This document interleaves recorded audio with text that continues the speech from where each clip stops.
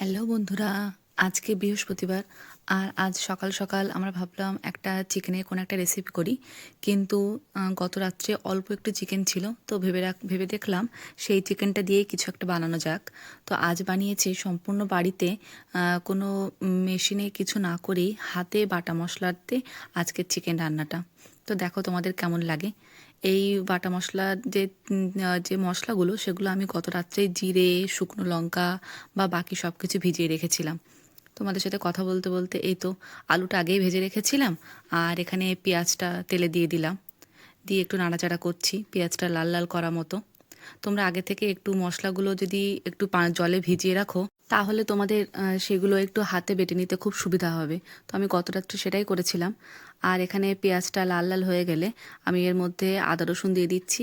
আর আগেই তো তোমরা দেখেছো যে লবণটা দিয়ে দিয়েছি, মোটামুটি 2-3 চামচ মতো লবণ দিয়েছি। তো আবার পরে লাস্টের দিকে টেস্ট করে দেখবো, যদি লবণের পরিমাণ বেশি লাগে তো সেক্ষেত্রে তখন অ্যাড করব।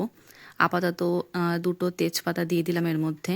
তেজপাতাটা একটু আদা রসুন দেওয়ার পরেই দিয়েছি, কারণ তেজপাতা দিলে ওই আদা রসুনের সাথে মিক্সড হয়ে বারবার ও ডিস্টার্ব করে, সেই জন্য ওটাকে একটু দেরি করেই দিয়েছি আদা রসুনটা হালকা কষানোর পরে।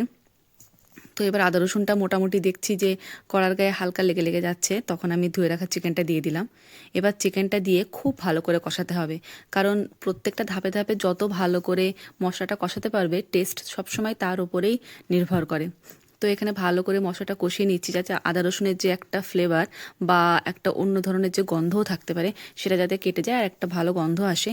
এবার মোটামুটি আদা রসুনটা ওর সাথে ভালো করে মশলার সাথে মিশে গেছে। আর দেখো সাইডে একটু হালকা তেল তেল মতো লাগছে। এবার আমি বাটা জিরেটা এখানে দিয়ে দিলাম। আর জিরেটা যে পাত্রে বেটে রেখেছিলাম, সেইটা ধুয়ে একটু হালকা একটু জলও আমি ওর মধ্যে দিয়ে দেবো, যাতে ওই হালকা একটু জল যেটা ছিল ওইটাতে আর তোমার জিরেটা দিয়ে খুব ভালো করে মশলাটা কষে যাক। এবার মশলাটা খুব ভালো করে কষে গেলে পরপর আমি আস্তে আস্তে বাকি যে মশলাগুলো ছিল সেগুলো এক এক করে অ্যাড করব। সেক্ষেত্রে তোমাদের দেখাবো যে বাকি মশলাগুলো আমি কি কি এতে আর অ্যাড করেছি। এখানে আমি দিয়ে দিচ্ছি হলুদ গুঁড়ো। আর তারপরে এখানে হলুদ গুঁড়ো দেওয়ার পরে একটু নাড়াচাড়া করব। নাড়াচাড়া করে দেখব মশলাটা ভালো করে, সাথে প্রত্যেকটা পার্টে পার্টে আমি তোমাদেরকে বলছিলাম না, এক একটা পার্টে এক একটা মশলা দিয়ে তারপর কষালে সেই টেস্টটা ভালো আসে। আর এই দেখো গত রাত্রে যেগুলো ভিজিয়ে রেখেছিলাম, এলাচ, লবঙ্গ, দালচিনি, আর এখানে এই যে লঙ্কাটা আমি হামানদিস্তাতে খুব ভালো করে একটু বেটে নিচ্ছি।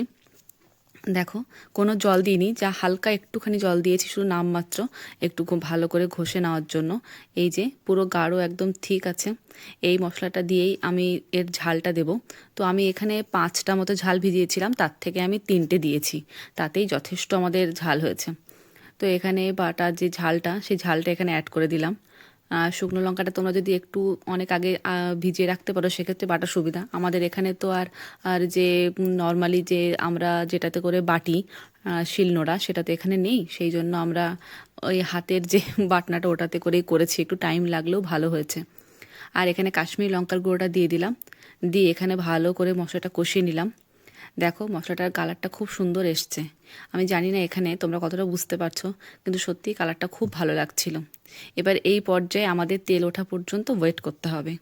আমি দেখব যে কখন তেলটা ওঠে। দেখো অলরেডি হালকা হালকা তেল উঠে গেছে।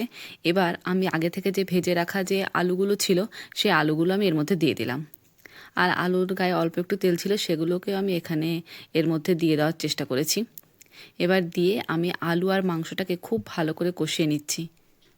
এখানে আমি আলু আর মাংসটাকে বেশ অনেকক্ষণ, তোমাদের এখানে ভিডিওটা যাতে বড় না হয়ে যায় সেই হিসেবে আমি একটু অল্প টাইম দেখিয়েছি, কিন্তু আমি সত্যি অনেকক্ষণ আলু আর মাংসটাকে খুব ভালো করে কষিয়েছিলাম, যাতে মশলাটা আলুর সাথেও খুব ভালোভাবে মিশে যায়। তারপর আমি এখানে গরম জল ব্যবহার করেছি। তোমরা সবসময় রান্নায় চেষ্টা করবে একটু গরম জল ব্যবহার করতে, তাহলে সেক্ষেত্রে মশলাটা আর অন্যরকম হয়ে যায় না, কারণ গরম জল দিলে খাবারের টেস্ট বা গুণগত মানটা একটু বেশি ভালো থাকে। সেটা তোমরা নর্মাল ট্রাই করে দেখতে পারো বাড়িতে। আমি সাধারণত যে কোনো সবজি হোক বা মাছ মাংস হোক, সব কিছুতে গরম জলটাই দেওয়া পছন্দ করি। তো এবার গরম জলটা দিয়ে অনেকক্ষণ ফোটানোর চেষ্টা করছি। বেশ অনেকক্ষণ ফুটে গেলে ভালো করে যখন দেখবে যে মাংসটা থেকে খুব ভালো করে বলক ওঠা সুন্দর গরম হয়ে গেছে, তখন এই দেখো এই পর্যায়ে শেষ বেলায় এই মশলাটাই এর মধ্যে দিয়ে দিলাম।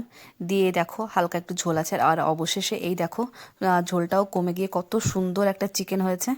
আমাদের এই চিকেন যদি তোমাদের ভালো লেগে থাকে সাবস্ক্রাইব প্লিজ।